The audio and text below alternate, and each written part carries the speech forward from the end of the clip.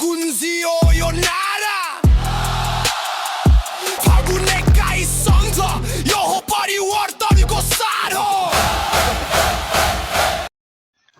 So, namaste my friends. YouTube channel मा नयाँ नै हो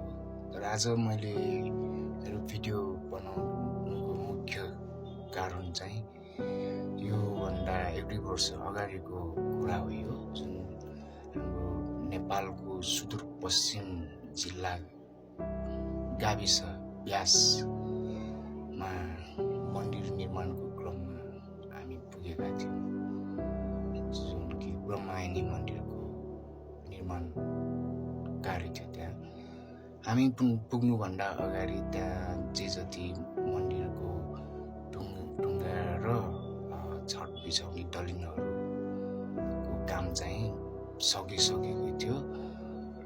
दोस्रो पटक हामी जाँदाखेरि त्यहाँ काम गर्ने क्रममा भोगेका कठिन यात्रा चाहिँ म आज तपाईहरुलाई छोटकरीमा विश्लेषण गर्न चाहे जुन मैले यो भिडियो बनाए र देखाएको छु तपाईहरु सामु प्रस्तुत गरेको भिडियोमा विस्तृत रूपमा प्रस्तुत गर्न सकिन त्यसको लागि क्षमा प्रार्थी छु किनभने मैले भिडियो राख्न त राखेको थिएँ अब कारणवश त्यो भिडियोहरु सबै मेरो बसमा भएन त्यसकारण तपाईलाई राम्ररी भिडियोमा प्रत्यक्ष प्रसारण गर्न सकिन कुरामा त्यतिखेरको कुरा गर्दाखेरि चाहिँ अब त्यहाँको मुख्य गणिने मानिने व्यक्तिहरू विपिन कुवर प्लस दीपक कुवर गाविसका सम्पूर्ण गणिने मानिने व्यक्तिहरूको मार्फत हामी हाम्रो काठमाडौँ उपत्यका भित्रको मन्दिर निर्माण सम्बन्धीका एउटा अफिस विधिशाखेको कम्पनीमा आउँदाखेरिको कुरा हो यो अनि त्यो समयमा चाहिँ म पनि काम गर्न पुगेका थिएँ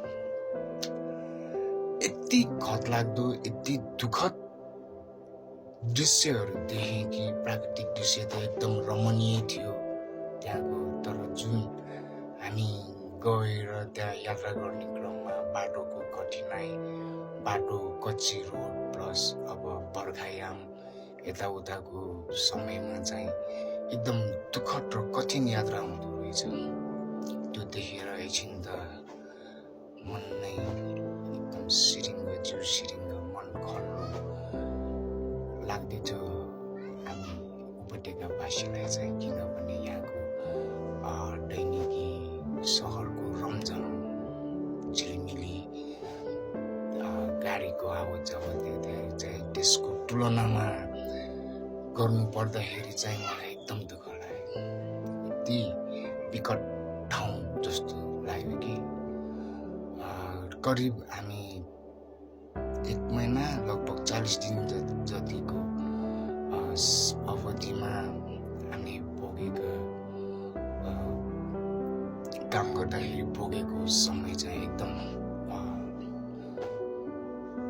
मन पीडादायक पनि छ रमणीय पनि छ है तपाईलाई मैले भिडियो मार्फत चाहिँ देखाउन सकिनँ त्यसको लागि चाहिँ क्षमा प्रार्थी छु मैले भिडियो चाहिँ तपाईको बिगिनिङदेखि हरेक फुटेज मैले खिचेको थिएँ खिच्न चाहिँ है तर सरी फर द्याट कस्तो थियो भने करिब हामी हुत्तीको पुल पुगे खलङ्गा मेन सदरमुकामै भनौँ अब त्यो दार्चुला जिल्लाको खलङ्गा बजार पुग्दाखेरि हाम्रो लागि चाहिँ सुविधा चाहिँ एकदम राम्रो व्यवस्था थियो है विपिन दाइ दीपक दाइहरूको कन्ट्र्याक्ट मार्फत गएको अनुसारले त्यहाँ खलङ्गाको मेन बजार एरियामा चाहिँ हामीलाई एकदम राम्रो व्यवस्थित तरिकाले राखियो 2 दिन जति हामी रमाइलो पनि लाग्यो तर त्यसपछि खलङ्गाबाट हुत्ती पुग्यौँ हुत्तीबाट हामी ब्यास पुग्नु पर्ने है बर्खायामको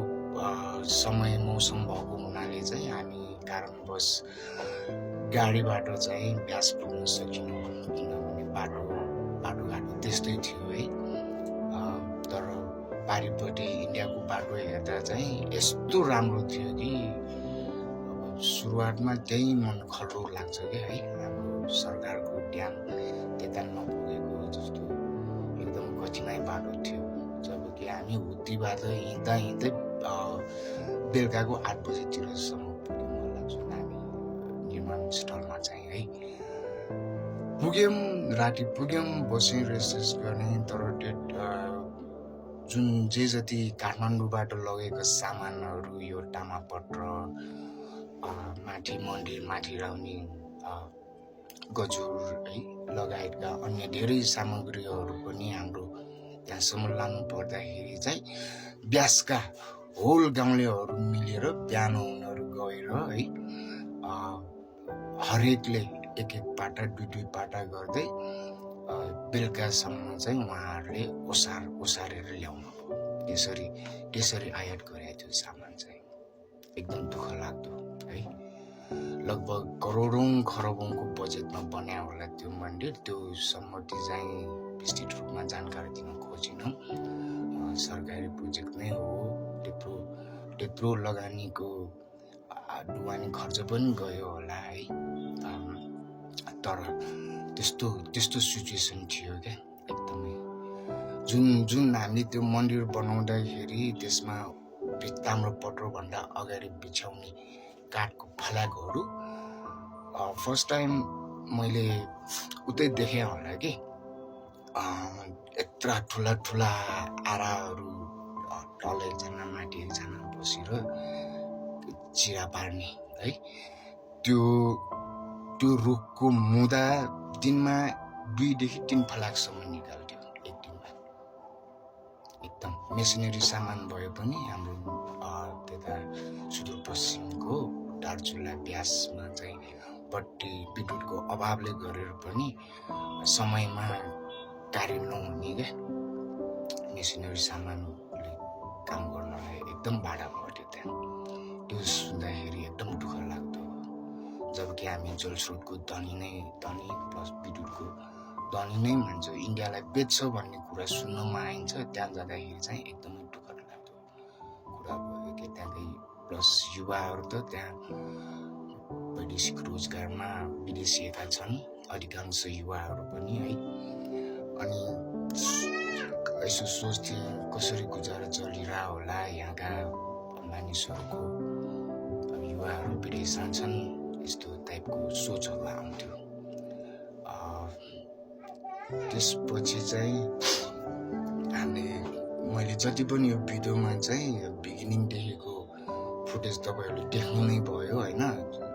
सुरुवातदेखि एन्डिङसम्मको थियो त्यो मन्दिर निर्माणको सम्बन्धी जुन भिडियो पुरा मैले देखाउन त सकिनँ होइन तैपनि मैले छोटकरीमा एकदम राम्रो तरकारी बनाएको छु कि है जहाँसम्म तपाईँहरूले पनि मन पराइदिनुहुन्छ भन्ने आशा गरेँ तर आगामी आउने दिनहरूमा चाहिँ यस्तो नहोला भोलिको दिन म त्यहाँ सुदूरपश्चिम पुग्ला नपुग्ला होइन त्यस्तो त्यहाँका बासिन्दाहरूले चाहिँ त्यस्तो दुःख कष्ट भोग्न नपरोस् भन्न चाहन्छु कि अब आउने सरकार होइन जस एकदमै दुःखद लाग्दो ठाउँ थियो त्यो चाहिँ हामी वारीपट्टि जुन ब्यासमा जुन मन्दिर निर्माणकै क्याम्पमै बस्दा भनौँ न क्याम्पै भनौँ हाम्रो लागि चाहिँ त्यस्तो बन्दोबस्त गर्दै थियो त्यहाँका अब ओराचे लगायत अब गणिने मानिने व्यक्ति विपिन कुवर लगायत दीपक कुवर उहाँहरूले चाहिँ हामीलाई व्यवस्थित तरिकाले नै राख्नुभएको थियो तैपनि त्यहाँ पुग्दाखेरिको मेरो अनुभव चाहिँ एकदमै दुःखद लाग्दो भएको थियो मलाई चाहिँ है त्यहाँको मानिसहरूले खेप्नु परेको समयमा रासनहरू प्राप्त नहुने बाटोघाटो त्यस्तै है विद्युत त्यस्तै ठाउँ हेर्दाखेरि एकदम रमणीय प्राकृतिक दृश्यहरू छन् तर भन्थ्यो नि बालनले अहिले स्विजरल्यान्ड भन्दा पनि कम नभएको ठाउँहरू त्यो जस्तो त्योभन्दा नि राम्रो दृश्य प्राकृतिक दृश्यहरू हामीले हेर्न त पायौँ तर अलिक दुःखद लाग्दो वारी हाम्रो उतिको व्यासको मन्दिर ब्रह्मायणी मन्दिरभन्दा पारिपट्टि इन्डियाको झुम्मा भन्ने ठाउँ पर्दो रहेछ त्यहाँ है वारिपट्टि राति झलमल्ल झिलिमिली प्रकाशले धारा नै एकदम झिलिमिली देखिने तर हाम्रो वारिपट्टि चाहिँ अन्धकार मैले भिडियो मार्फत देखाउन सकिनँ साथीहरू होइन मैले एकदम मजाले खिचेको थिएँ त्यही पारिपट्टिको इन्डियाबाट बाटो बनाउँदै लगिरहेको छ उता हाम्रो कालापानी कता साइडको है यस्तो खतराले बाटो व्यवस्थित तरिकाले उनीहरूले बनाएर लग्दैछन् तर हाम्रो नेपालको चाहिँ त्यही कालापानी पनि त्यहाँबाट पुग्नु पर्दाखेरि हिँडेर जाने बाटो पनि अप्ठ्यारो एकदमै कठिनाइ